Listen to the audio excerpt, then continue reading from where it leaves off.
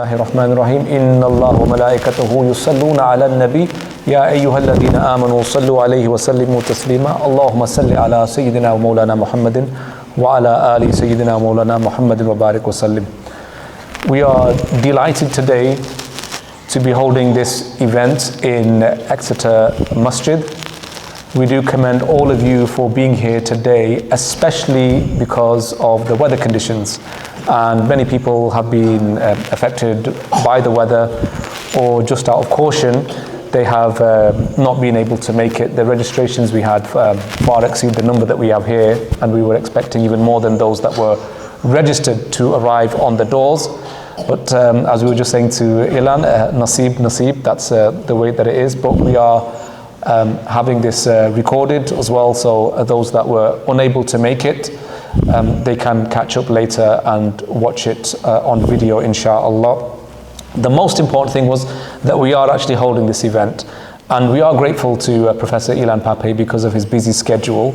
And we were attempting to do this event in August or September, because we felt like the events that were unfolding at the time or continuing were becoming unbearable for so many of us to see. And many people in the community here were struggling to make sense of what's happening, to deal with what's happening, to see and hear what's going on there without having a proper response, an informed response to what's happening. We all have very, very strong emotions about this. We are all very hurt and upset. Emotions is a good thing to have, but then sometimes we need the correct information, the intellectual understanding of what is happening in order to deal with that in any kind of sensible manner. And I would just like to thank those in the masjid that have helped to organize this. We should thank those. Brother Taha was the one who originally made the request, and since we have got this program off the ground, Brother Afzal has worked very hard for this, as has Brother Abduallah Anjari, who I'll be introducing in a moment. Sister Naomi, I see in front of us there, she's worked very hard as well. Brother Hamza, Fayaz, Habib and others have been. If I've forgot anyone off the list, I do apologize. Brother Yusuf is there as well. He's always been a really positive force in Exeter to try to get things going and making the community more conscious, more aware, and more activist, if you like, in terms of dealing with these issues. And it's sometimes difficult in a small city like Exeter, but we are trying, we are improving. We've got a solid team of people who I've actually got to know during the course of organizing this event a bit better, to see that there is a lot of enthusiasm in Exeter. We just need to harness that and take advantage of the talent that we have here in Exeter to be able to do more connected to the masjid and to the Muslim community. Just before I introduce Brother Abdullah here on my left, I will just start with a quote that I was looking at yesterday, because the report by Amnesty International, the world-renowned human rights organization, internationally respected human rights organization, issued their report in which they we all know that it's a genocide as well, but it's a full report that's come out. And when I saw the executive summary, which I thought would be a synopsis of the whole report, it's actually an account of Muhammad, who's a 42-year-old father of 3, who, speaking in June 2024 about his experience of displacement from Rafah to Deir Balah, to the Deir Balah governorate. So the executive summary reads, here in Deir Balah, it's like an apocalypse. There is no room for you to pitch a tent. You have to set it up near the coast. You have to protect your children from insects, from the heat, and there is no clean water, no toilets, all while the bombing never stops. You feel like you are subhuman here.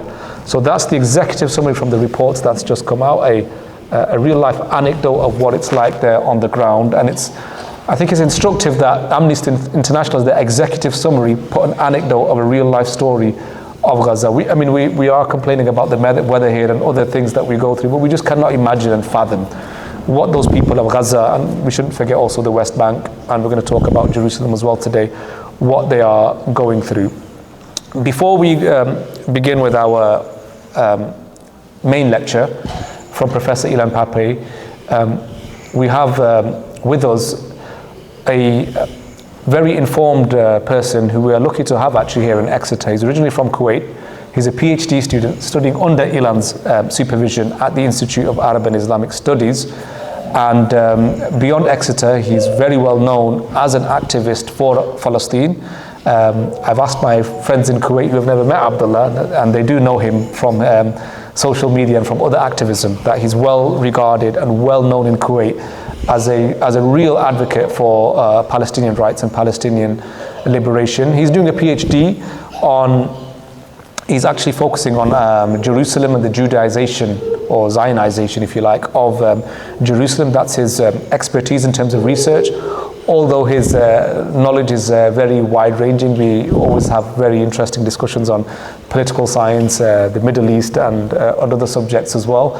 He's also a teaching fellow, a teaching assistant at the university, where he teaches a number of modules, and I think he may have taught some subjects on Palestine as well. So we will have Abduallah Anjari, who's a PhD student.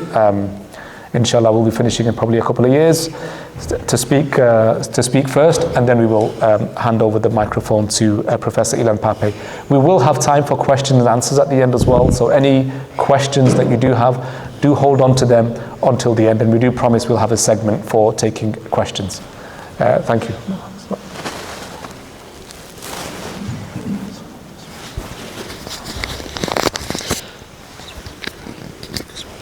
I think we're all aware of the importance of, just whilst he mics up, of Al-Aqsa. It's the third holiest masjid for the Muslims. That's what Brother Abdullah will be talking about here. We are all aware of the importance and significance of Al-Aqsa in terms of its spiritual and religious significance. But he's really going to get us into more of the history of what's been actually happening there on the ground, from some of the history and some of the most current pressing issues.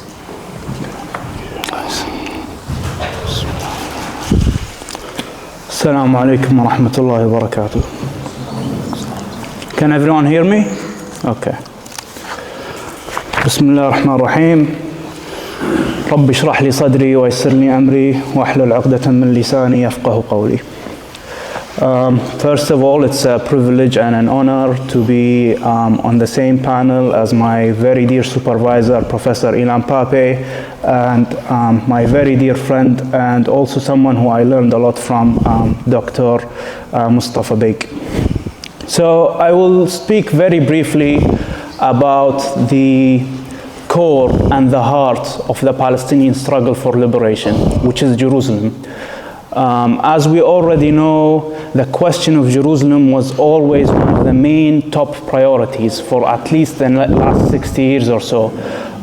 In every negotiations between Palestinians and Israelis, the question of Jerusalem is always being discussed, and it's one of the main priorities other than the refugee question as well.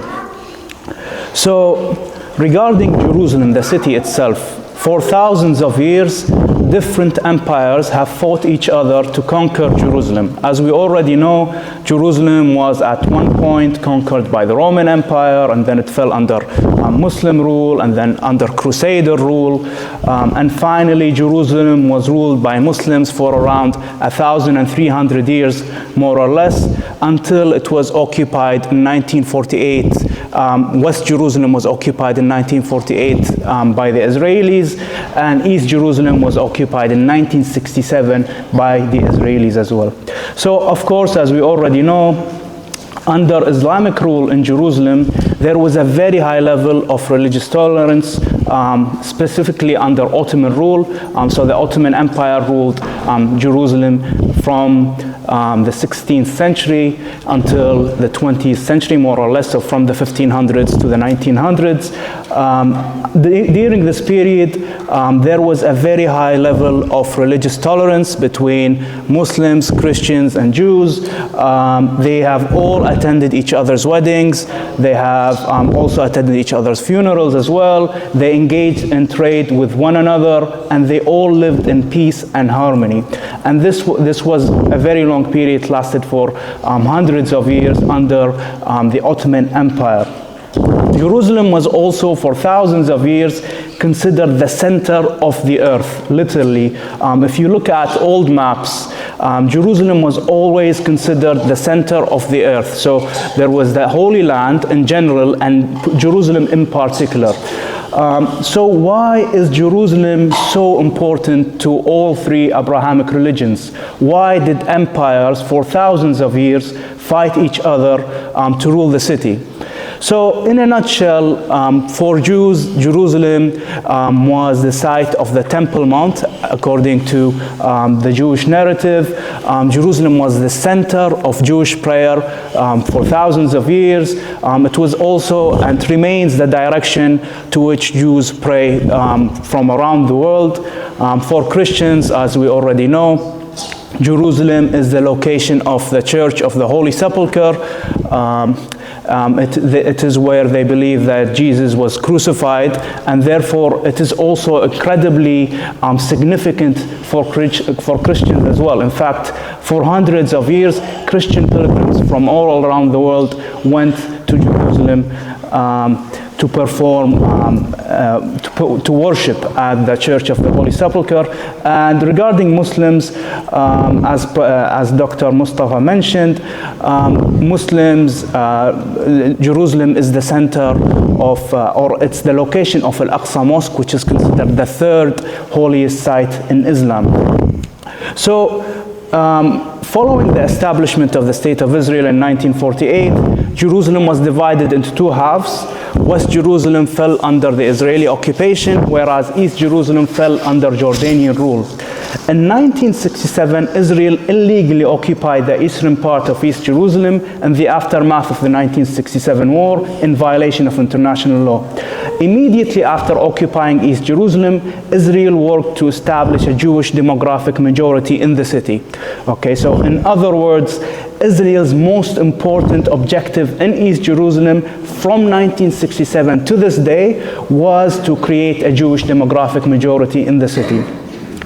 Since then, Israel did everything within its power to Judaize the city by erasing its Arab and Islamic and Christian character and to make it an exclusively Jewish city. So, therefore, since 1967, successive Israeli governments have established illegal Jewish settlements on lands belonging to Palestinians in East Jerusalem, and the successive Israeli governments work systematically to make life unbearable for Palestinian Jerusalemites in order to make them leave the city. So, as I mentioned, the main objective of the successful Israeli governments in East Jerusalem since 1967 was to establish a Jewish demographic majority and expel as many indigenous Palestinian Jerusalemites from the city as possible. For example, one of the most prominent examples is the destruction of the famous Moroccan quarter. Immediately after the 1967 war, Israel ethnically cleansed the famous Moroccan quarter in the old city of Jerusalem. During this process, more than 600 Palestinian Jerusalemites were expelled from their neighborhood overnight. Their homes were completely bulldozed by Israeli bulldozers, and Israel established what they refer to as the Western Wall Plaza on the ruins of their homes. So if you go to East Jerusalem today, to be more specific, in the old city of East Jerusalem, and you come across the Western Wall Plaza, this Western Wall Plaza was established on the ruins of the Moroccan quarter. So also, in order to Judaize the city, in 1973, an Israeli ministerial committee established that the Jewish population in East Jerusalem must not fall under 73%. On the other hand, the Palestinian population in East Jerusalem must not exceed 26%. So they did everything within their power to make the Jewish demography in Jerusalem at least 73%, and they made sure that the Palestinian population did not exceed 26% no matter what happens. So similarly, Israel passed a law in 1980 that openly declared that Jerusalem is the eternal and undivided capital of Israel. In other words, Israel was not willing to withdraw from a single inch of East Jerusalem's area, and therefore having a Palestinian capital in East Jerusalem within the context of the two-state solution was impossible to achieve, because Israel since 1967 has First of all, it unofficially annexed the city. Until 1980, it officially annexed the city, and it considers all of Jerusalem an undivided capital of the Israeli state. So, as Edward Said mentions, Israel worked to erase the rich Arab and Islamic and Christian heritage of Jerusalem by projecting an idea of the city that contradicted its multicultural and multi-religious history. The Israeli vision of Jerusalem converted it from a cultural and a religious center into an exclusively Jewish city. Of course, at the center of Israel's Judaization of East Jerusalem was Al-Aqsa Mosque, or what the Israelis refer to as the Temple Mount. So after 1967, the Israeli government started to dig the tunnels and carry out excavations under Al-Aqsa Mosque. And this is extremely important. Why did the Israeli government dig tunnels and carry out excavations under Al-Aqsa Mosque from 1967 to this day? In order to understand why, it is important to briefly discuss the Zionist narrative regarding what the Israelis refer to as the Temple Mount. So according to the Zionist narrative, the Jewish people built their temple in Jerusalem. This temple was the center of Jewish religious practice. However, this temple was completely destroyed by the Babylonians, and the Jewish people were exiled from Jerusalem. After the Jewish people were exiled from Jerusalem by the Babylonians, they were allowed to return to Jerusalem under the Persian king known as King Cyrus the Great. After their return to Jerusalem, the Jewish people rebuilt their temple. So the first temple was demolished by the Babylonians. They were exiled, they came back, they re-established their temple. However, even their second temple was demolished again, this time by the Roman Empire. And the Jewish people were again exiled, and they remained exiled for around 2,700 years until they finally came back to Palestine in the 20th century, and they established their state. So as a result, as I mentioned, the Jewish people were exiled. They remained in the diaspora for 2,700 years or so. And then they came back and they managed to occupy the western part of Jerusalem in 1948 and the eastern part in 1967. So how is this relevant to Al-Aqsa Mosque? The Zionist narrative claims that after the Jewish temples were destroyed, Muslims conquered Jerusalem and established Al-Aqsa Mosque on the ruins of their demolished temples. This is extremely, extremely important. Again, I have to emphasize this. The Zionist narrative claims that after the first and second Jewish temples were demolished, Muslims conquered Jerusalem and established Al-Aqsa Mosque on the ruins of their temple. Therefore, immediately after the occupation of East Jerusalem in 1967, the Israelis immediately carried out excavations and digging under Al-Aqsa Mosque and built tunnels to search for any archaeological evidence that proves their argument, okay, which is that Al-Aqsa Mosque was built by the Muslims on the ruins of the Temple Mount. However, it is extremely essential to point out that despite the fact that they have carried out all of these excavations, they did not find any archaeological evidence that proves that Al-Aqsa Mosque was indeed built on the location of the Temple Mount or their demolished temples. In other words, despite the tens of archaeological excavations that have been carried out under Al-Aqsa Mosque since 1967, archaeologists did not find any evidence that Al-Aqsa Mosque was indeed built on the site of their first and second demolished temples. In addition, it is also very important to point out that there is no clear consensus among Jewish scholars themselves about the exact location of the Temple Mount.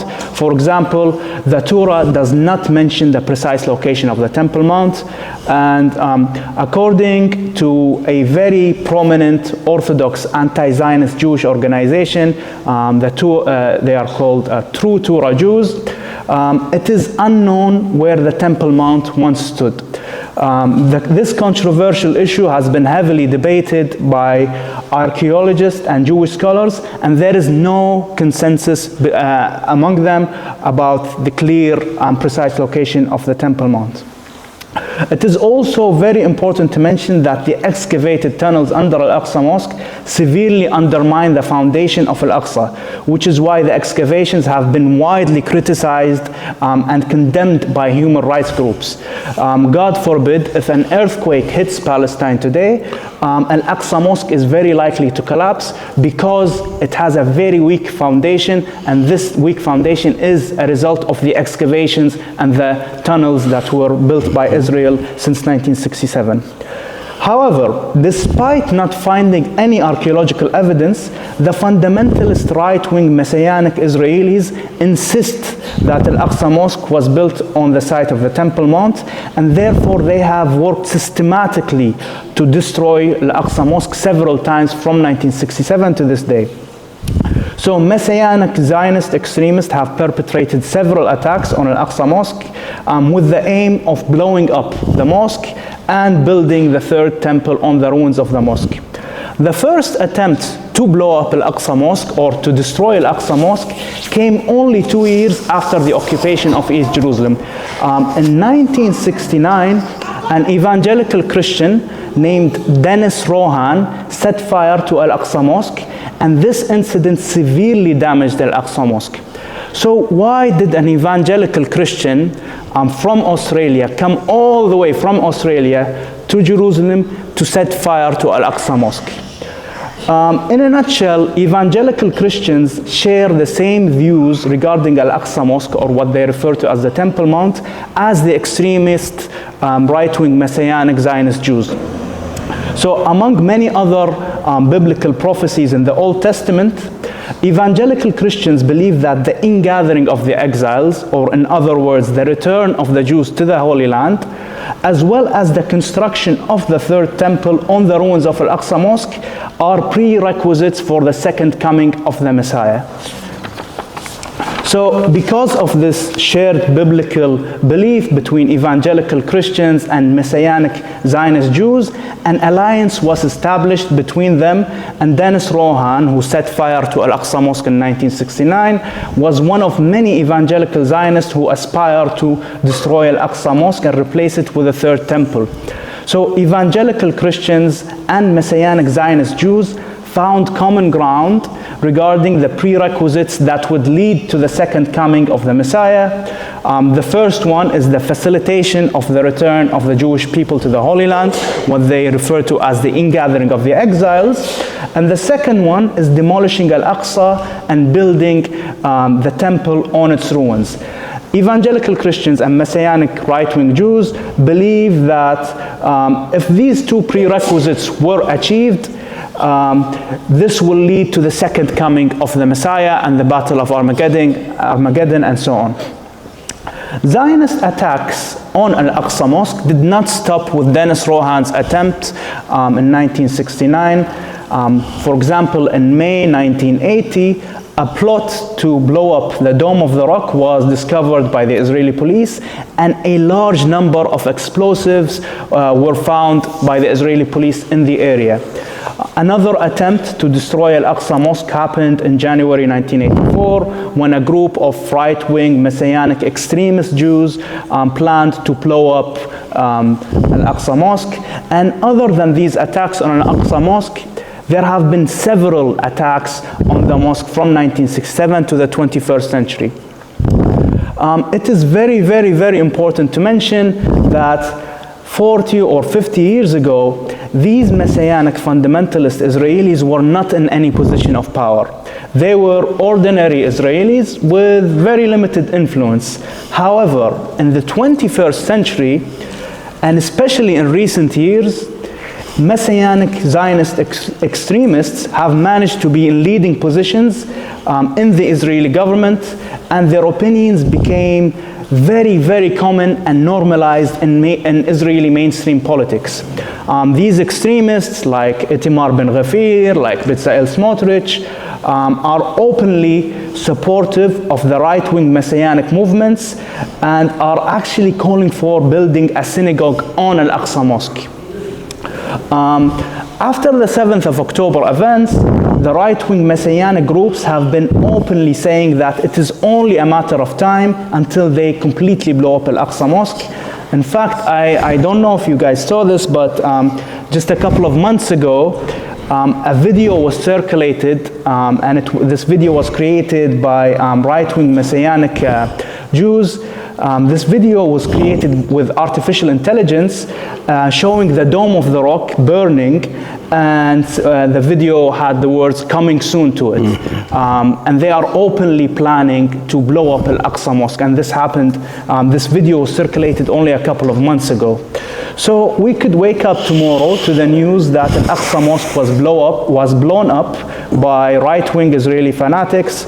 And needless to say, this massive escalation is not only an attack on one of Islam's holiest sites, it is also a significant escalation that would lead to a very, very bloody regional war. So in a nutshell, as I discussed, Jerusalem is considered the core of the Palestinian struggle for liberation. Since 1967, Israel has worked systematically to expel the indigenous population of East Jerusalem to create a Jewish demographic majority in the city. They did that by demolishing Palestinian homes in East Jerusalem and building Israeli Jewish settlements on the ruins of these homes. And of course, they have worked systematically not to give up a single inch of Jerusalem, no matter what happened. And the successive Israeli governments made sure that all of Jerusalem's area remains as the capital of Israel. Other than that, thank you so much. And I will pass the mic to Professor Ilan Pappé now. Thank you so much for that enlightening and very detailed account of Al-Quds, Jerusalem, and Al-Aqsa Masjid from the earliest times till the threats and the dangers that we are witnessing today. And just to note also that Brother Abduallah is a regular attendee of the masjid as well for their daily prayers. So it's always good to have somebody who's, mashallah, so well connected to the masjid and to current affairs, world affairs, like we are seeing in Palestine. And as I said, he's a student of Professor Ilan Pappé, who we are very grateful has given his time today despite a very busy schedule. I mean, it's very hard to get hold of Ilan to plan something because he's on a flight somewhere or another, so you get one tick on WhatsApp normally, and then you know he's flying in the air somewhere, and when he's landed you get 2 ticks and you think, right, we'll try to do this. And it has been a few months since we've been trying to organize this, and I think why it's very important is because some of the people I've just been meeting, Professor Ilan now, have only seen him online, on videos or on interviews, in debates, lectures, despite the fact that Professor Ilan Pappé has been a professor at the University of Exeter, at the institute where I work with him, for a number of years now. But for some reason, many of the locals in Exeter have not managed to meet him, and especially many people who attend the masjid, the Muslims of Exeter. So that's why this was very important, to make that bridge. I mean, we're not that far from the university. We could actually make a physical bridge to the university, but we don't have the kind of metaphoric bridge to the institute. And I know some of the brothers in the masjid have really been keen on establishing that, and hopefully with some good minds and hearts we can attempt to do that. And I will just say something about Professor Ilan Pappé is a colleague. As a scholar, many people know him, but I also know him as a colleague and somebody that who I do look up to, not only for his scholarship, but he really is a great individual as well, and he's a kind of murabbi to his students, a person that imbibes great moral character and principles, and I think that's what we admire about him most. I mean, he literally put his career and himself basically on the line for the Palestinian cause, and he could have chosen a very easy route, like some of the fellow new historians. I think their name is not worthy of mention here, and he could have done that and took the easy route and took all the privileges that would have come with that. But instead, he took the difficult path, and that coincides with many of the morals and the teachings and the virtues that we talk about in this masjid and in our own sessions relating to our own deen. So that's what we really do appreciate about Ilan, and his being around and his wujood around us is really important for the institute, for this city next. And I do hope that we can take much more advantage of him here in Exeter, as do people all around the world. And just a quick note about his raise to fame, if you like, was because I've seen the book on here. you can see this book here on, I think this is your copy, Abduallah. No? Okay, it's not. Someone's copy. Someone's copy, and with a very nice, I don't know if the book's nice with a bookmark actually, with a very nice bookmark in it. Ilan Pappé's work here, called The Ethnic Cleansing of Palestine, basically what he did with this in a nutshell, not trying to oversimplify this, but when the Israelis had released the archives for viewing, Ilan was one of the first scholars to look at those documents and those archives. And this book is a painstaking account, and he's a very careful historian. We have a lot of sloppy historians nowadays, but he's a very careful historian, and that's what nobody can actually object to, his scholarship and academic rigor. And when he looked up those sources for himself, he discovered that according to Israeli accounts themselves, there was an ethnic cleansing that happened in Palestine. Muslims and Arabs had talked about it.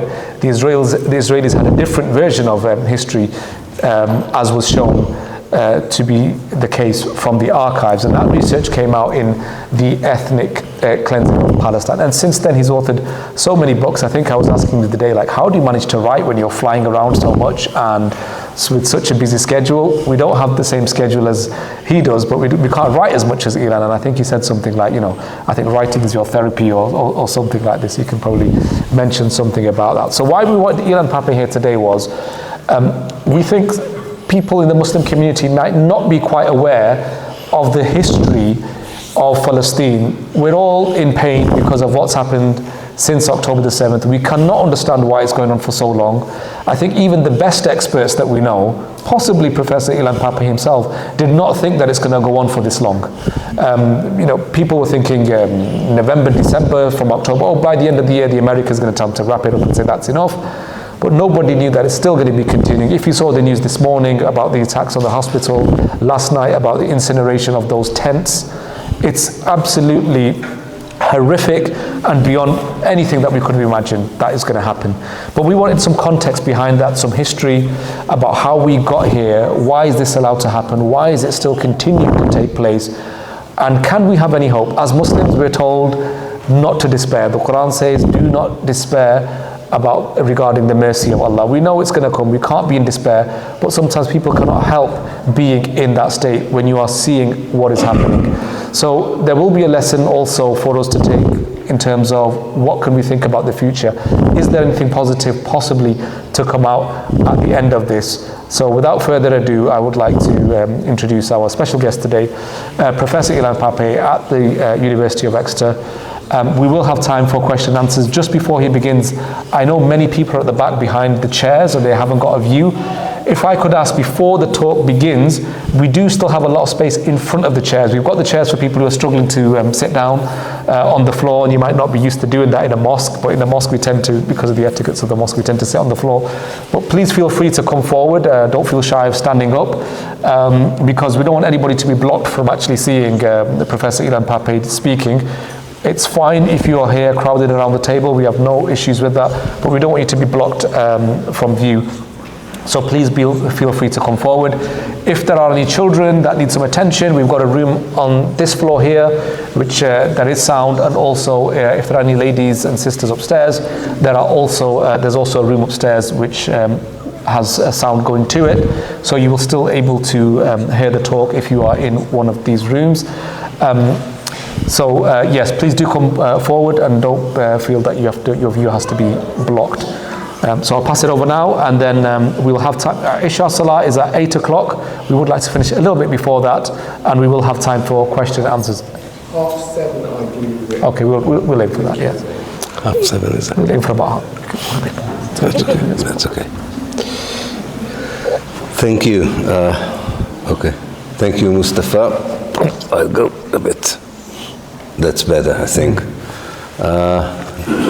Thank you all for coming, and indeed, as Mustafa said, it's not taken for granted arriving tonight here. So I cannot fly today anyway, because of the weather. It's a great pleasure and honor to be here. Overdue, as you rightly said. And it's so nice to meet some people I already known, and many I didn't, and I do hope this is not the last time that we are meeting. And thank you, Mustafa, for your kind introduction. And thank you, Abduallah, for clarifying the situation in Jerusalem, which makes it easier for me to provide a wider historical context. When the General Secretary of the United Nations, Guterres, reacted to the attack of the Hamas on the 7th of October 2023 on the south of Israel, he said we have to remember that this operation was done not within a vacuum. What he meant, that there was a context to what happened on the 7th of October. Immediately, Israel demanded that he would be fired, and ever since then, quite a few academic institutions and mainstream media in the West were very careful to follow this Israeli demand of not mentioning the context and just talk about the events of the 7th of October without a context, and by that hoping that the narrative that Israel span about the events would be the dominant one, and the one that would justify, which was the most important part of what the Israeli wanted, would justify the Israeli reaction, which turned out to be a genocide that continues until today. But we don't have to adhere to this request. On the contrary, we need to talk about the context. The historical context is a very important way of understanding why what happened on the 7th of October occurred, how did we get there, and how did we get to the genocidal operation of Israel ever since, that unfortunately continues today without any government from the West attempting to put a stop to it. The historical context is really can be articulated in few ways. You can go to a more distant past in order to understand what goes on today, or you can go for a more recent past. And probably the best way is to go first to the more distant past and ask what is relevant in a more distant past that helps us to explain what happened in the last year and a half or so. And it also, as Mustafa hinted, I think also might help us, I hope, to feel a bit hopeful in this terrible, dark moment, probably the darkest moment in the history of modern Palestine. The distant past, which is relevant to what goes on today, is to remember the origin of the Zionist project. How did it emerge? What was behind it? Now, of course, this could be a lecture by itself. In fact, this whole lecture could be a module by itself, if not a university. But so I will, of course, be very brief on certain aspects and would be very happy to elaborate later during the question time, or questions and comments that are most welcome. So it's important to remember, in a nutshell, as dear Abduallah likes to say, it's important to remember in a nutshell that the Zionist project was a European solution for a genuine European problem. Europe had a problem. It had a problem with its Jewish community. Not all of Europe, but very important parts of Europe refused to accept the Jews as equal Europeans. Either when they remained practicing Jews or Orthodox Jews, they were not accepted. And even if they tried to assimilate through secularization and modernization, they were also in certain parts of Europe not accepted, especially with the rise of nationalism in many parts of Europe. The kind of nationalism that emerged in the mid-19th century in Europe was very much about race and blood. And in order to know whether you belong to a certain nation or not, it was also important to point out who doesn't belong to the nation. And the Jews were the easy scapegoat in order to create this pure idea: who is an Italian, who is French, who is Russian, who is Poland, and so on. And that led eventually, as we know, to even a more extreme form of European nationalism in places such as Italy, France, and above all Germany, where it was not enough to talk about the Jews as aliens, but it led to ideas like the ones developed by the Nazis, that the Jews should be eliminated altogether, and indeed the Nazis did their best to genocide the Jews of Europe. So it was a genuine problem. And both evangelical Christians that Abduallah already mentioned, certain Jewish intellectuals, and quite a few anti-Semitic European politicians together believed that the best way to deal with this problem was to allow the Jews of Europe to build a European Jewish state outside of Europe. And for the reasons that already Abduallah mentioned, why evangelical Christians would have liked to see the Jews going to Palestine, it's also true about the Jews who supported this idea. So in order not to deal properly with the European racism towards Jews, they decided to create a Jewish European state outside of Europe, at the heart of the Arab world, at the heart of the Muslim world, against the will of the people in the country that was chosen for this solution, and doing it by force, because there was no other way you could impose a European Jewish state in a place like Palestine. And this is a problem that is still haunting us today in many, many ways.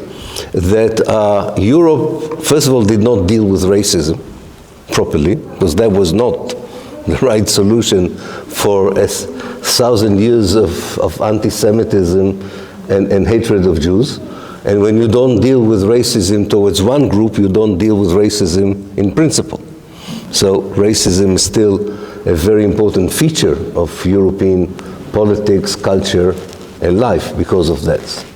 So it's not only did not solve the Jewish problem, it didn't solve the problem of racism altogether.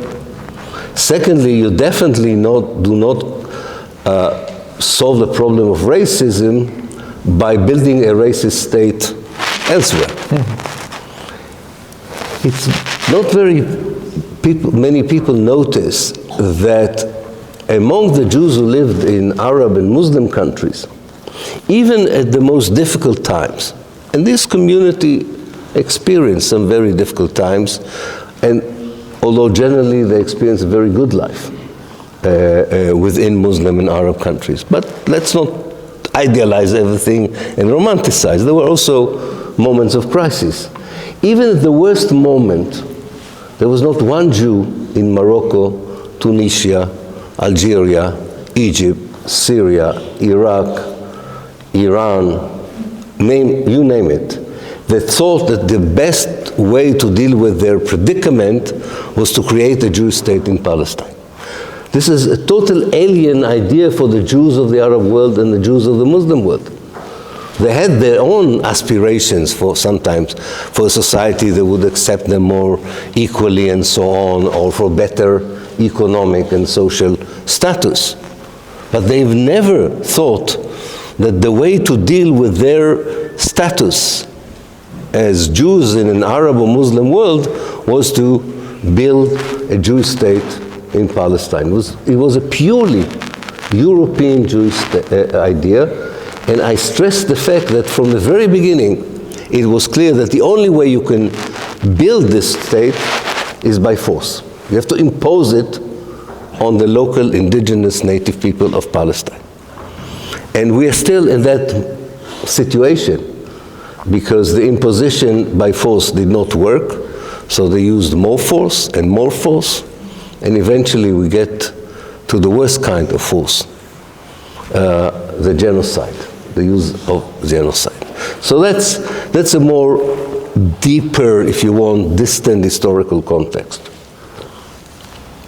There is, of course, a more recent context to what happened.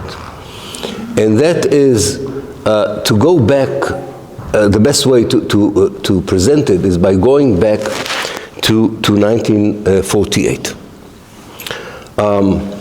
The Jewish colonization of Palestine began in the late 19th century with a very small number of Jewish colonists who, at least until the First World War, hardly survived as a political community had it not been for a change in the British strategy towards Palestine, and Britain decided that the Jewish state serves the imperial interests of Britain. So on the bayonets, in a way, of British Empire, the Jewish community expanded economically, militarily, politically, and had a very clear ideology that was known to the British of waiting for the right historical moment to turn Palestine by force into an exclusively Jewish state.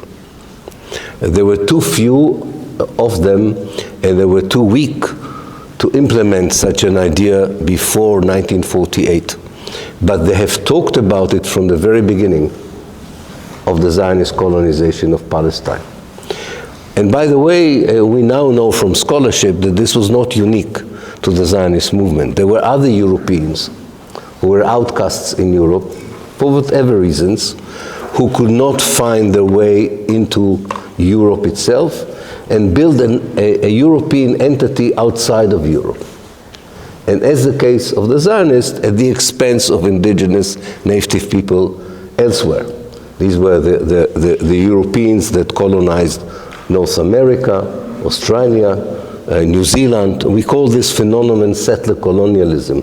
Not colonialism, because colonialism is the building of a colony by an empire. Settler colonialism are these European outcasts that are seeking to build a new Europe instead of the Europe that didn't want them, in a place where already someone else lives. And a great scholar of settler colonialism, Patrick Wolfe, said that these movements are motivated by a logic that he calls the logic of the elimination of the native.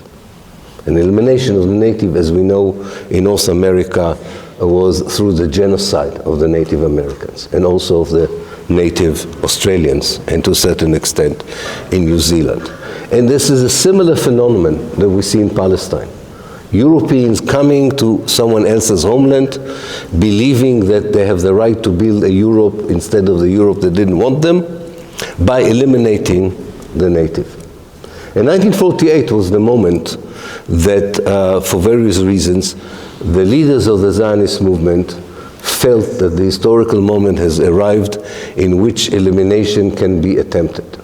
In this case, not genocide, but what we call ethnic cleansing, namely massively expelling the Palestinians from any possible part of Palestine that the Zionist movement can conquer, in order to create an exclusive Jewish state instead of the Palestine that was there, and very much like Abduallah described life in Jerusalem before 1948, it applied to Palestine as a whole, where Jews, Christians, and Muslims coexisted peacefully for centuries. The moment chosen was the moment when Britain decided it cannot rule Palestine anymore, and left Palestine. And whenever an empire decolonizes a place, evicts a place, it creates a vacuum. And into that vacuum, the Zionist movement, with the help of a lot of allies in the West, entered with a very clear program, which I describe in my book, The Ethnic Cleansing of Palestine, in an attempt to displace as many Palestinians as possible and replace them with as many Jewish settlers as possible. They started the ethnic cleansing in February 1948, and for 9 months they were able to expel half of Palestine's population, destroy half of Palestine's villages, most of the Palestinian urban spaces, and take over nearly 80% of historical Palestine. The Palestinians were not prepared for that moment, although they were the majority. They naively thought that Britain would not allow such a scenario to unfold, so they didn't prepare for that eventuality. And they also naively thought that the Arab world would assist them, which happened, but in a very modest way, when it was already too late and they didn't send really enough troops to save the Palestinians. So by the end of 1948, half of the Palestinians found themselves as refugees, in refugee camps, in exilic communities, losing not only their homeland, but everything that they have built over the years in Palestine, the culture, the wonderful ecosystem that they have built in the countryside, the very impressive urban centers that they have also built throughout the years. All of that was lost together with people's homes, fields, businesses, and so on. Within that act of ethnic cleansing, the Gaza Strip was created. There was no Gaza Strip before 1948. The Gaza Strip was created by Israel in 1948. The Israeli forces expelled the Palestinians of the north to Syria and Lebanon, and the Palestinians in the center of Palestine to Jordan. And they wanted to do the same to the Palestinians in the south. But Egypt closed its borders and did not allow even one Palestinian to cross into Egypt. So the Israelis were left with a huge number of Palestinians that they had no neighboring country to expel them to. So they decided to create the strip. If you look at the map, you can see it's a rectangle with very, like a ruler, direct lines. This was Israel's creation. They created the biggest, probably, refugee camps ever seen in the world, 260 square kilometers. And into that refugee camp, they pushed hundreds of thousands of Palestinians. So 70% of the Palestinians living in the Gaza Strip today are second generation or third generation of the Palestinians who were expelled from Palestine into the Gaza Strip. The last wave of expulsion was from Palestinian villages which were not very far from the city of Gaza, and that happened even after the end of the ethnic cleansing between 1948 and 1950. And on the land of these last expellees, Israel built some of the settlements and colonies that were attacked on the 7th of October 2023 by the Hamas, namely by people who themselves were descendants of the people who lived in those villages before 1948. We can go even to a nearer future, some of it described by Abduallah already. 57 years or 56 years of Israeli occupation of the Gaza Strip since 1967 under military rule that is a colonialist regime that gives the Israeli military absolute control of people's life.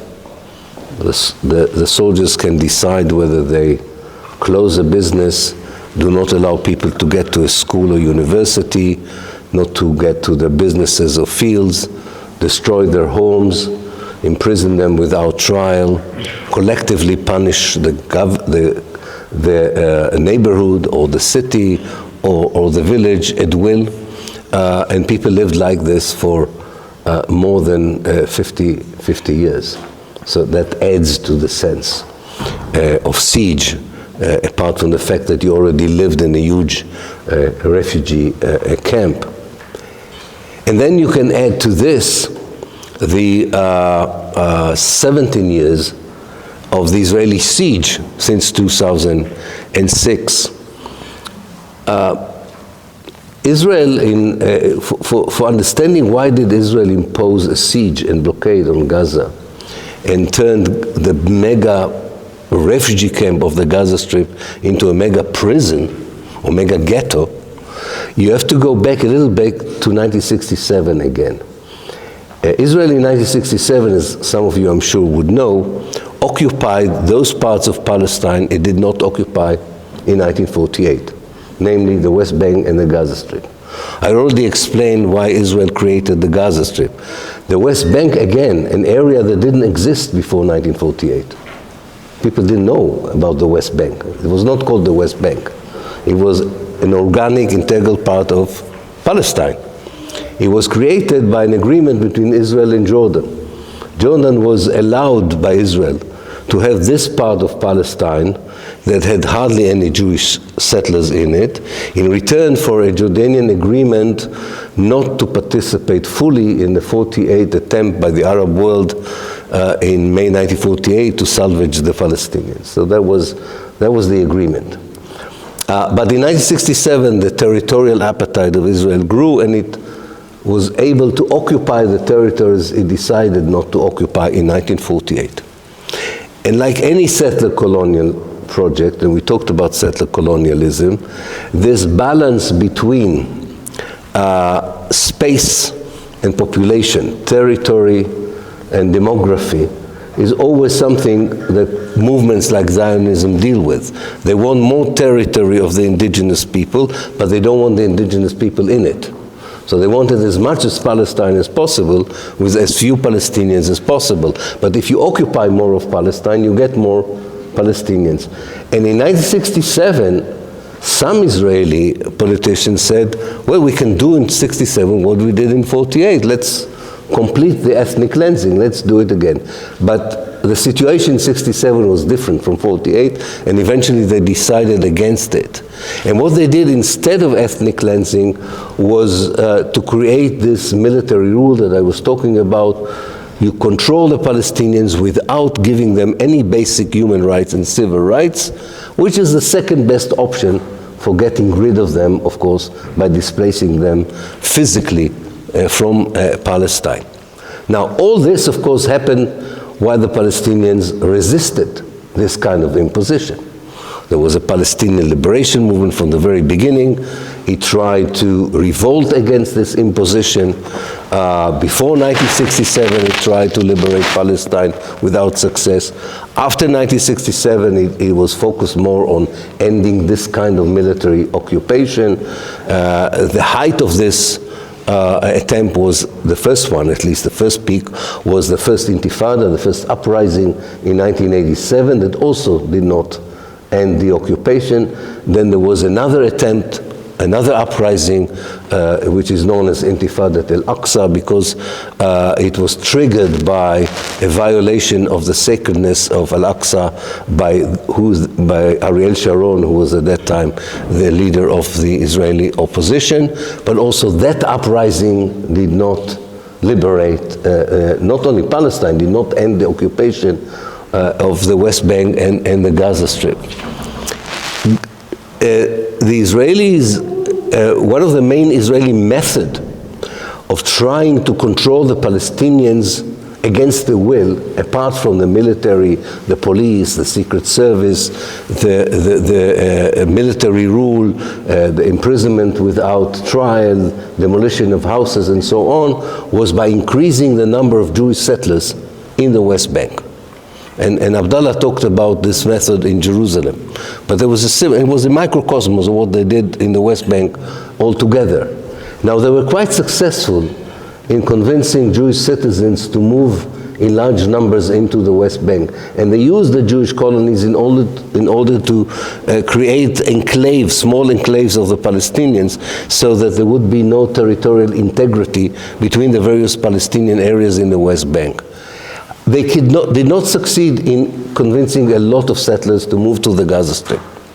Only 5,000 of them moved to the Gaza Strip, whereas at the time of the first Intifada and the second Intifada, there were already 500,000 Jewish settlers in the West Bank. So, whereas the system of control in the West Bank worked through Jewish colonization, through military harassment, through military rule, the same system did not work well in Gaza. Not only did not work well in Gaza, the resistance in Gaza to the occupation was much stronger than the one in the West Bank. You also have to remember the way Gaza is built. It's a much smaller area, much more dense area, much more difficult to control from a colonizer, occupier's point of view. And the resistance was led by new organizations that emerged in the late 1980s, political Islamic organization, the most famous of them, of course, you know, Hamas. And eventually the Israelis, and they always are busy, how do we get the territory without the people if we cannot massively expel the people? So in the West Bank, we know what they did. Colonization, Judaization, military rule. What do you do in the Gaza Strip when the resistance is so strong? They decided, well, the best thing to do is take out the settlers, take out the military, and siege the Gaza Strip from the outside, creating it as a big prison instead of controlling it in the same way as they control the West Bank. But the resistance in Gaza did not accept living in a mega prison and continue its resistance. And the Israeli reacted by using the whole force that they had in the army, the kind of cutting edge ammunition and weapons, and they bombarded the Gaza Strip 4 times since the siege began until 2023. 4 times from the air, from the land, from the sea. This is a dense civilian space that was bombarded by the worst kind of ammunition that exists. It's in terms of TNT, in terms of bombs, it exceeds the British attacks on Germany during the Second World War. And then it's unbelievable the number, the amount of bombs dropped on the Palestinians even before 2023. Even before 2023. Not to mention the fact that the siege also included total control on commodities such as food, medicine, everything that makes life sustainable.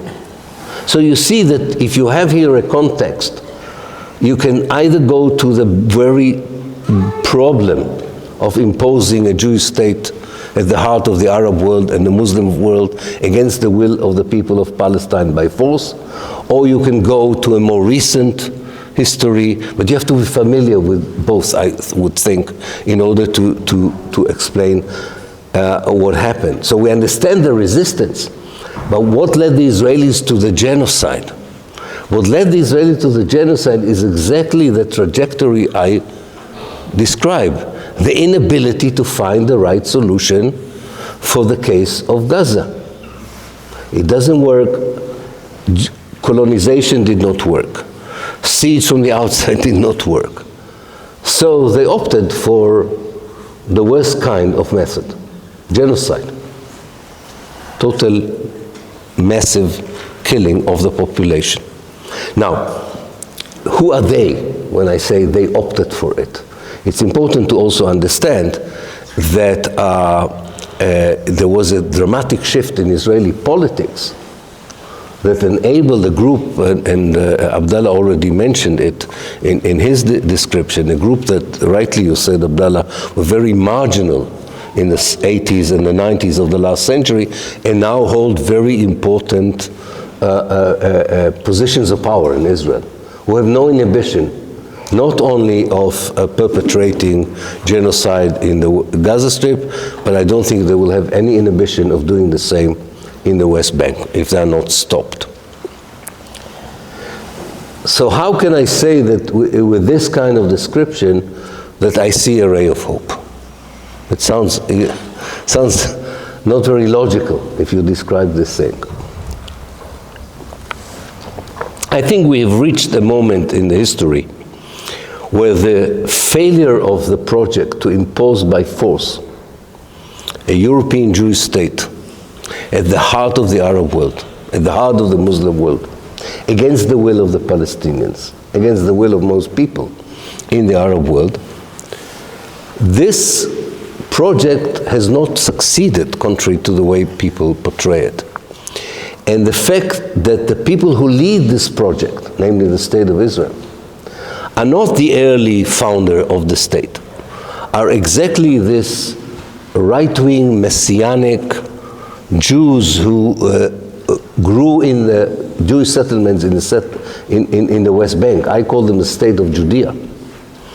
The fact that they are now leading Israel has already caused processes that lead us to believe that there is a hope. The problem with these processes, and I will describe them in a minute very shortly and very briefly, the problem with these processes is that historically they are slow to mature. And until they mature, exactly that kind of Israel continues the destruction on the ground. So we have two clocks of change. The change which is, I think, very fundamental in the success, or rather the failure of this project that the Europeans have started in the late 19th century. And I can see the beginning of its failure, but that's a slow process. And the very quick process by which this project, maybe also because it is reaching such a crucial moment of ending or collapse of crisis, is particularly brutal and ruthless. If you look at the apartheid regime in South Africa, in the last years before its fall, it was the most evil and ruthless version of apartheid in South Africa. Because it was, in a way, fighting for its life, it lost any inhibitions.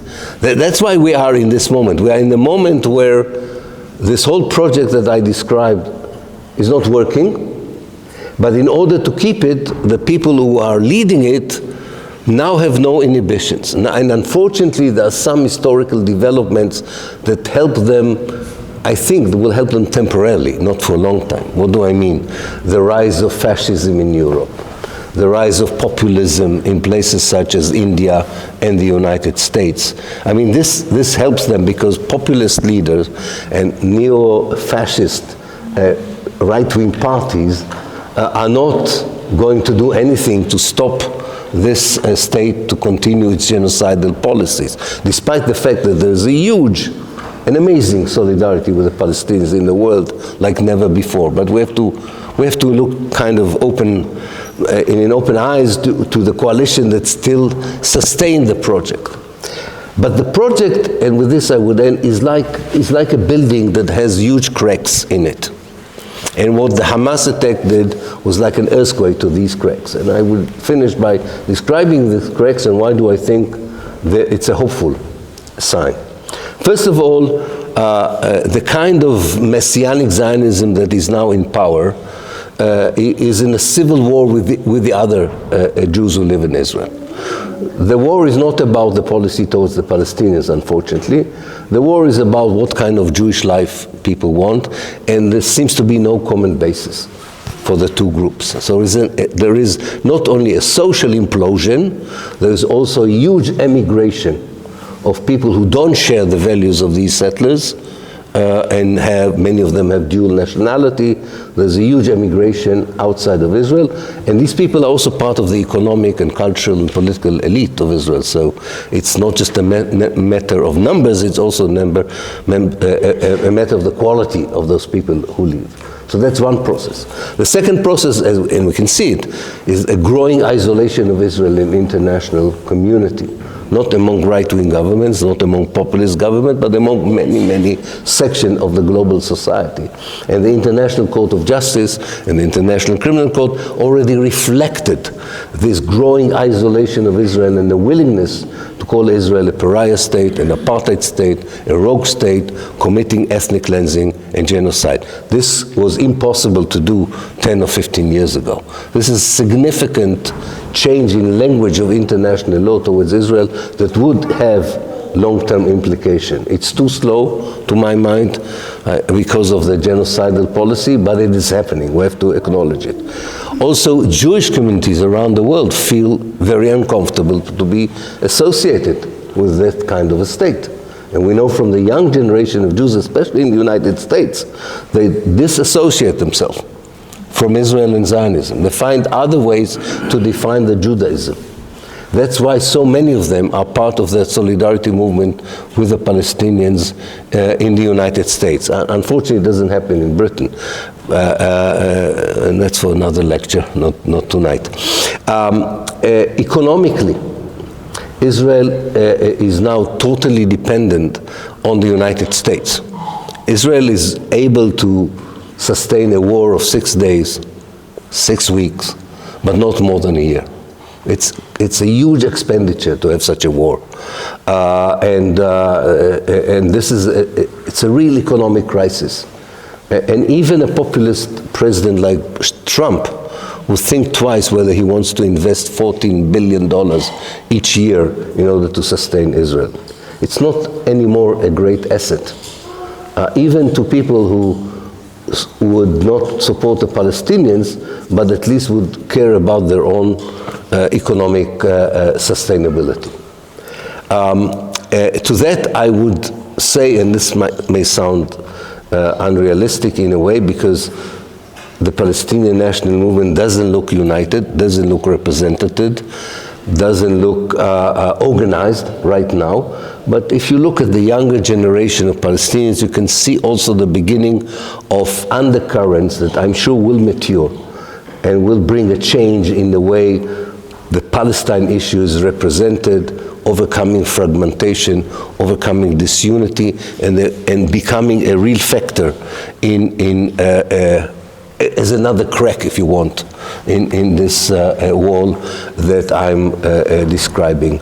And we still, and that's the last thing, I do think that the fact that there is a rise of fascism and populism doesn't mean that the rest of the world would sit silently.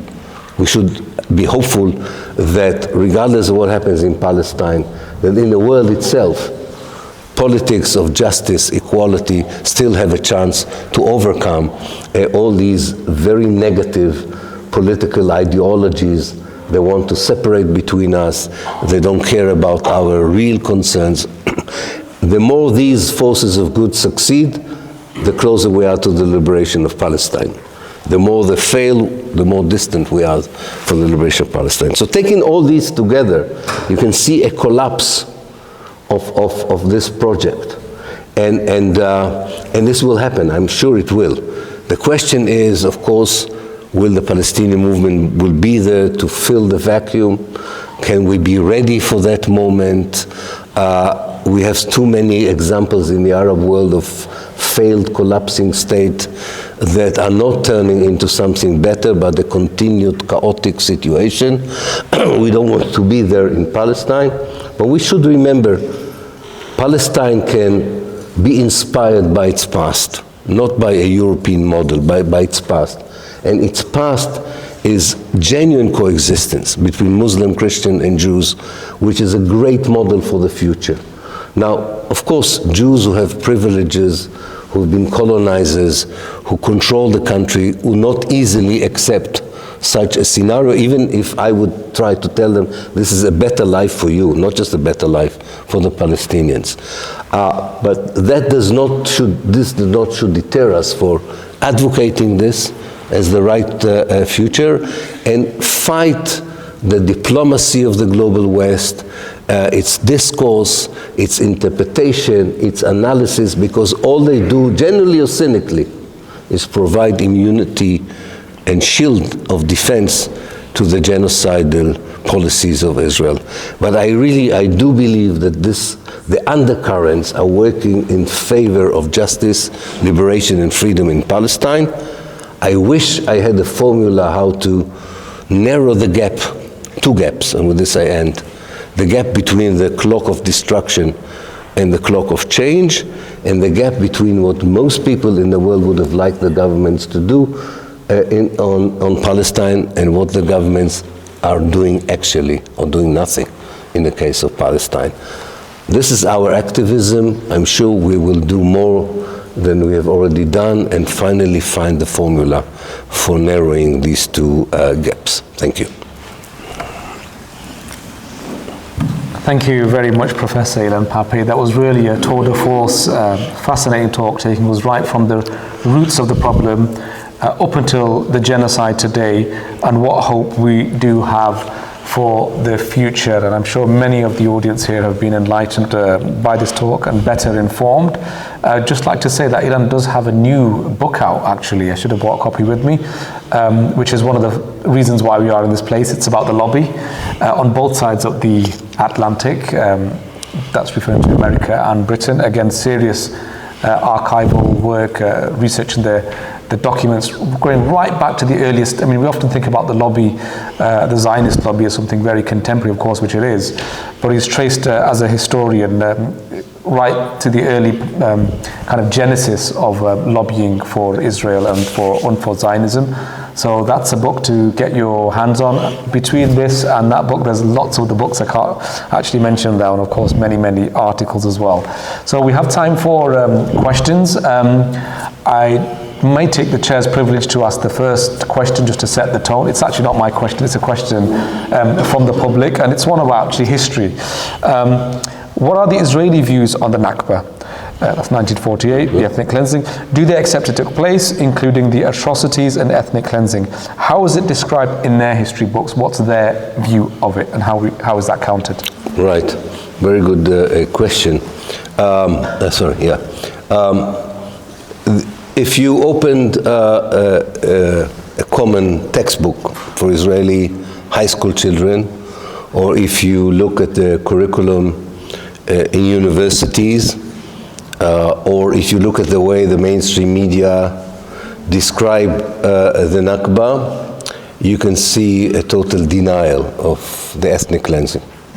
They still subscribe to the version that so many historians, including myself, but I was not the only one, have refuted many years ago with real evidence, but they still subscribe to this narrative that the Palestinians decided to leave voluntarily because the Arab leaders have told them to leave, that the Palestinian refugee problem is just a humanitarian issue that was caused by the Palestinian behavior itself.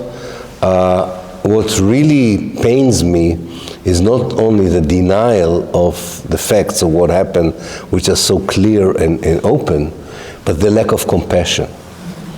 You know, you can disagree maybe why people became refugees, but you should have some compassion for people who lost their villages, their towns. And the lack of compassion is now again displayed towards the genocide of Gaza. And this dehumanization of the Palestinians is at the heart of the way Israelis relate to the Nakba. Whether they totally deny it or not deny it, for me now is much less important than the fact that it doesn't move them morally and emotionally. Because if they were moved at least as human beings, I would be willing to continue arguing with them about the facts. But I think that's what is so terrible about the way the Israelis deal with the Palestinians altogether. They don't see them. They don't see them as equal human beings. Of course, I'm generalizing. I want to say that there are Israelis who do not think that way. It's not true about everyone. But unfortunately, when you look at the last poll, and you see that more than 95% of the Israelis support the genocide in Gaza, you can see that when I say the Israelis, although I'm generalizing, I'm not that far from the truth by including such a large majority of them. I should say that there is an Israeli organization called Remembering Zochrot that tries to educate the Israelis about the Nakba, but it's a drop in the sea, a sea of denial, lack of compassion and dehumanization. Well, yeah, how do you dialogue with somebody who has absolutely no compassion about the cause? Exactly. Exactly. Debating somebody without a heart is very, very difficult. I see. And where do you start with that? We have a question over here, I think. And please do think of questions. No question is too simple or too basic. That's why we have Professor Ilan Pappé here, so you can ask whatever question that you have in mind. Well, first of all, I don't know how you contain your rage to talk in such analytical terms. The three of you so well done. You touched on this a little bit, but I feel like Israeli politicians like to present themselves as practically the embodiment of Judaism itself, as if Israel and Judaism are one and the same. I feel like this can only really be forcefully countered by Jewish people standing against Israel. And to that end, I just wonder what can be done to try and build connections with and strengthen and maybe amplify those Jewish people who would like to stand up against Israel. Yeah, well, I'm afraid that the alliance that sustained Israel is not only made of Jews. If it was only the Jewish communities in the world that sustained Israel, then the whole project would not have been sustainable until today, because it is against the run of history. But you have American imperialism, you have world capitalism, you have Christian evangelicals. So you need to unpack the alliance that gives this immunity to the state. One important ally in this, or member of this alliance, are indeed the Jewish communities around the world, but they are becoming more and more alienated from Israel. So this process you're talking about is happening, and they are playing their part, but this will not be enough. The fact that American or British or French Jews would disassociate themselves from Zionism by itself is not going to change the reality. But it's an important process, as I was trying to say. I was talking about discrete processes that I believe that one day would fuse together to a transformative moment.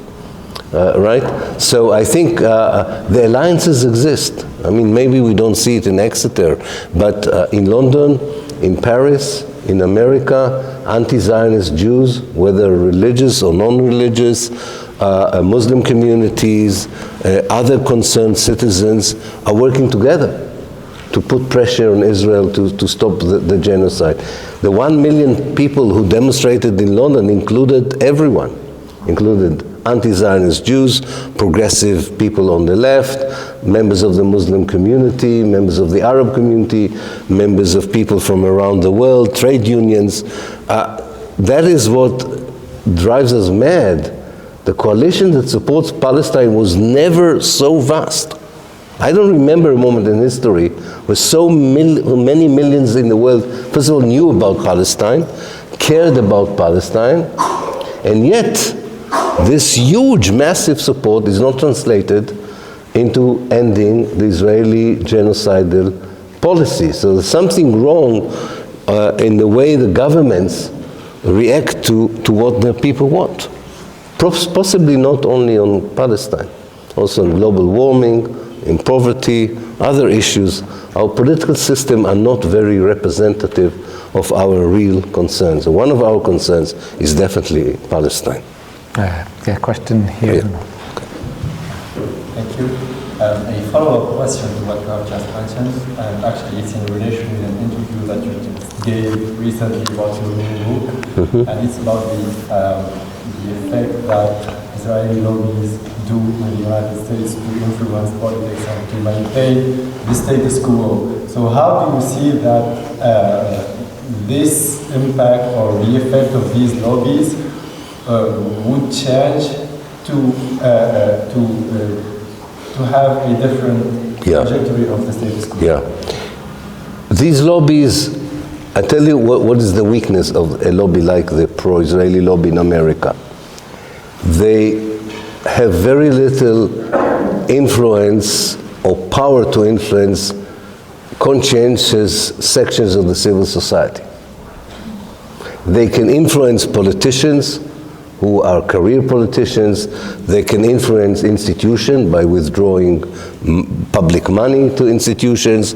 They have mafia-like methods to force people not to reject Israel's policy. But what they find very difficult is how to deal with communities, like the student community, for instance. And the students in America are much braver than the faculty.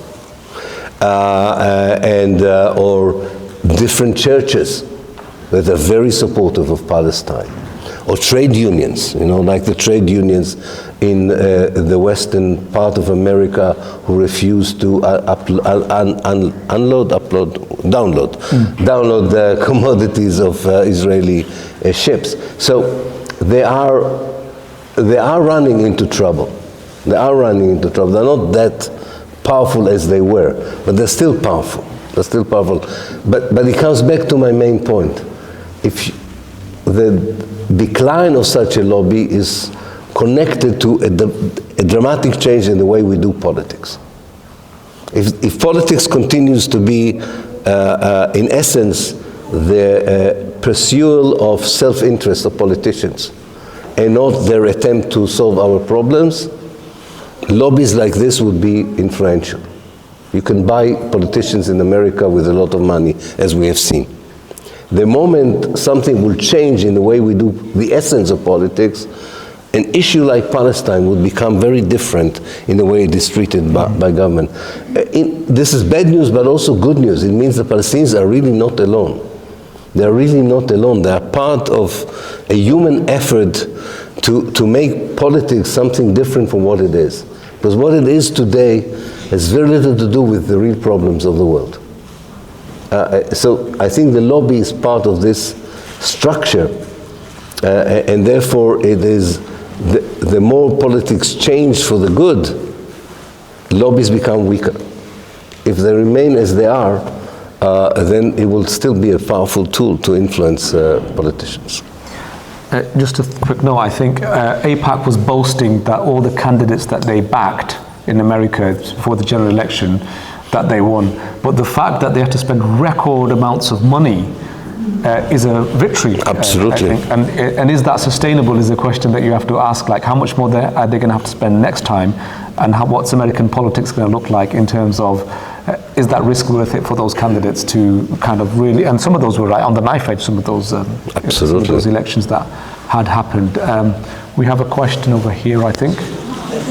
Oh, sister. Oh, no, sorry. We should look on the left more. Yeah, sorry. Right. Over there, then back over here. Yeah.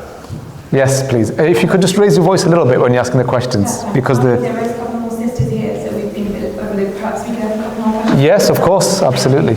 At least on parity. So there's been two here, so we'll have two from over there. My question to you is, I understand what you mean about the lobbying and the sort of need to change that. But one of the things I seem to have a problem with is that, and it might be a very British problem, that some of the elites within the British society, whether you're talking about the professions, where there is a lot of sway, where they can do policy shifts, they're very hard to dissuade from what they've been doing for the last 40, 50 years.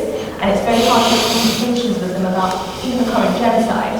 And even though the highest court in terms of criminal courts in the world has said it's a genocide, they're still not wanting to get on that conversation. There's quite a fear inbuilt in them. And a lot of the time when they talk, it seems history only starts on the 7th of October. How do you think we can deal with that without creating our own internal problems? Yeah. It really depends whether we want to look at the empty half of the glass or the full part of the glass. The empty half is what you're saying, that and that's not just a British problem. The inertia of politicians or political elites is not to rock the boat, not to change, especially if change can lead to them being exposed of accusation of anti-Semitism. So who wants this headache, right? Unless you're a very conscientious person, a moral person.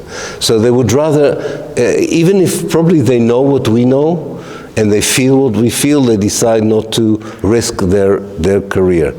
And again, I come back, you don't change it by hoping that one day that they will wake up and say, oh, that's not the way to do politics. If society is able to change the way we do politics, they will change too. Why do I say there is also a full half of the glass? The legal establishment in Britain, and this is off the radar, we don't notice it because it's not reported. The legal system in Britain is more and more critical of the British government policy towards Palestine. If you look at the team that issued the arrest warrants for Israeli generals, the Israeli Prime Minister, 3 out of the 4 are British lawyers. The largest number of people who signed out of the profession, of legal profession, who signed demands for European government to stop all arms shipments to Israel, the vast majority come from this country. So, and it reflects the situation in the world, by the way. Anybody who's connected now to international law, and that's not enough, but at least it's happening, is not towing anymore the line that the politicians are towing. They reflect much more the civil society notions on Palestine. Will they be courageous enough to go the step further and, you know, go beyond the power of politics is very difficult. I can give you an example. It's the international legal system today is ready to expel Israel from the United Nations, according to Article 6 of the United Nations Convention. Israel has violated it. It's very clear. And if you ask the people who are in the legal department of the United Nations, they will tell you that there is a valid cause to expel Israel from the United Nations, which would be an incredible, important move. However, the Security Council has to approve it.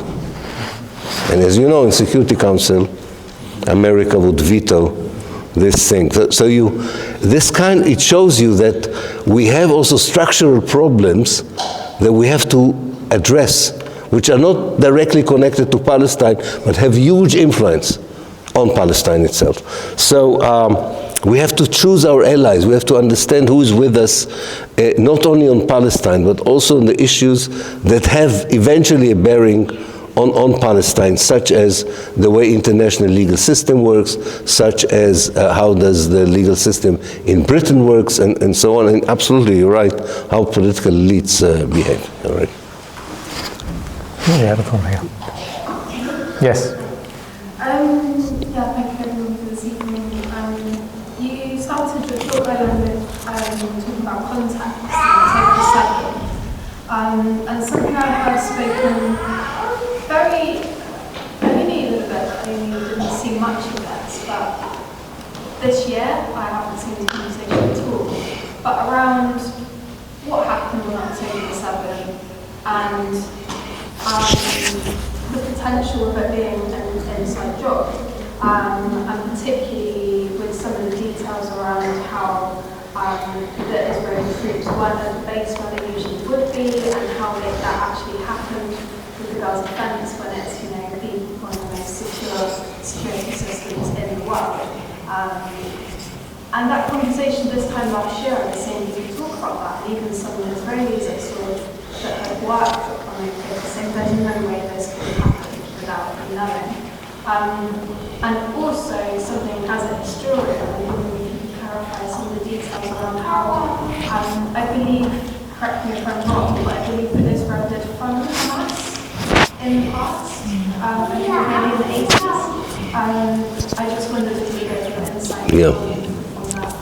Yeah, on the first issue, I'm not saying it's not important to know how far the Israeli army, under the influence of Benjamin Netanyahu, was ordered to slow its reaction, or not to heed clear indication that an attack is imminent and therefore the attack was easier, and so on. I'm not saying it's not important, but I think we have to be careful not to be dragged into this conversation right now. There will be time for that. Far more important is the conversation of whatever happened on the 7th of October, it has no justification whatsoever to the genocide of the people of Gaza. And our main concern should be the incomprehensible indifference of European governments and this government to the genocide. You know, if people ask me, said, were you surprised by the brutality of the Israelis in Gaza? I said no. I already warned against it in 1999, that that's how Israeli soldiers would behave, and that they will have no moral inhibitions to commit genocide. I said it many, many years ago, and I warned the world against it. What I am surprised, I have to say, was the total indifference of the British government, the European governments. I still don't, I can try and analyze why it's happening, but I still find it very difficult to accept. And that's the main issue. Israelis would like us to deal with the 7th of October. I suggest we leave that, not, as I say, it's an important issue, but I think we should focus on not the 7th of October. That's falling into the Israeli narrative. That's what the Israelis want. Not to discuss the 8th of October and onwards, but just the 7th of October. And not to discuss what happened before the 7th of October. So we have to be careful not to do this. Not that what you're saying is not something that has to be done, but I think the Israeli society should ask these questions. Now, as for the funding of the Hamas, it's a bit more complex. It is true that in the early stages of the Hamas, when it was still part of the Muslim Brotherhood, as a counterforce to the Fatah, the main Palestinian faction and the left, which the Israelis did not want to rise in power, the Israelis wanted to balance it by, not by giving money, but by allowing more political freedom, actually, of action in the West Bank and the Gaza Strip. Later on, there is this conspiracy theory that Israel was allowing Qatar to provide money for the Hamas. So it was not Israeli money, but Qatari money. I think that this is, again, the framing here is very wrong, because the framing is who financed whom in this battle. Who has enough money by itself to either colonize, occupy, or ethnically cleanse, and who has enough money to resist it. Both sides don't have enough money to do it by themselves. Israel gets millions and billions of dollars from the West. Some of the resistance gets money, surely, from Turkey, from Qatar. Did the Israelis, on purpose, allow it? Maybe some of them thought that this is a good idea, that the Hamas controls Gaza. It's possible. Again, I don't think that I'm an historian. These are the issues where I can have an intelligent guess, but I don't have documentation to prove it. I also divide my energy. Again, I would love to look into these issues, but I really think these are the symptoms of the problem and not the problem itself. Not that there's a lot to be said about it, and sometimes the hidden is more than the known, and will probably be known better as the years pass by. I still don't find these issues as the most important issues. They are important, but not the most important issues. Okay. We are running out of time. You may have to just, if you've got quick questions that we can group together, perhaps, because yeah, I know there's a lot of hands. He says he does with. Was there one more from the sisters, or we can? Sister Naima is a student of Ilan Pappé's as well at the university, so and she's from Gaza actually, so we have to. Yeah, we have to. Naima has to be heard. She's actually from Gaza. So.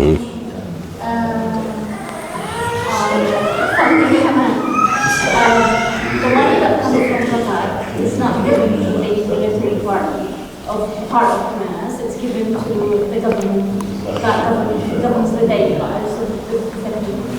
And from a political economic analysis point of view, whenever you want to intensify besiege and pose the people, give them money, cash money or whatever kind of money, and prevent them from creating any kind of sort of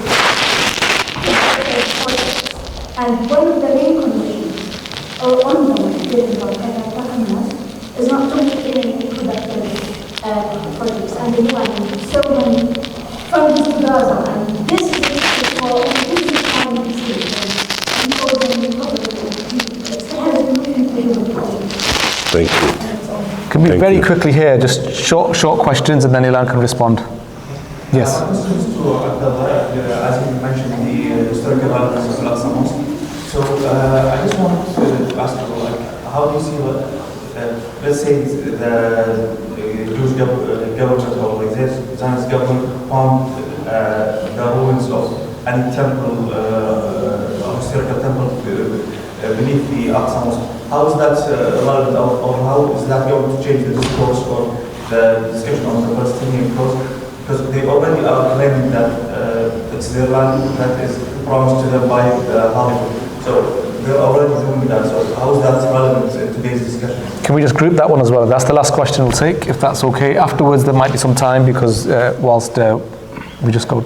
Very briefly, what should activists in the Western world be demanding of our governments, and do you support, does the panel support civil resistance and direct action? Do you want to answer briefly? Needs the mic. So, regarding the archaeological excavations, like you mentioned, the Zionist Jews, the Messianic Zionist Jews, they are not too concerned anyway. They believe that they have a divine right, and either way, whether they find archaeological evidence under Al-Aqsa Mosque that proves their temple did exist there or not, their main evidence they use is from the Bible. So when they open the Bible and they read, according to their interpretation, the evangelical Christians and the Messianic right-wing Jews, according to their interpretation, the exact precise location of Al-Aqsa, of the Temple Mount is in the same location as Al-Aqsa Mosque, and they don't, like, they are not even, they are not too concerned with archaeological evidence. If they find, and then this will further strengthen their argument, and they will go on to blow it up, the Al-Aqsa Mosque. But I think regardless of whether they find or not, and I really doubt they will find, because since 1967 to this day, over 60 years passed, more or less, and they did not find a single piece of evidence. And it's extremely unlikely that they will find any evidence, and they are not too concerned either way, because, like as I mentioned, according to their interpretation of the Old Testament, they believe that Al-Aqsa Mosque was built on the Temple Mount, and this is all they need, their interpretation and the source that they use, and either way they will work systematically to demolish Al-Aqsa Mosque and build their temple. So regardless of whether they find or not, I don't think that's much of a big deal.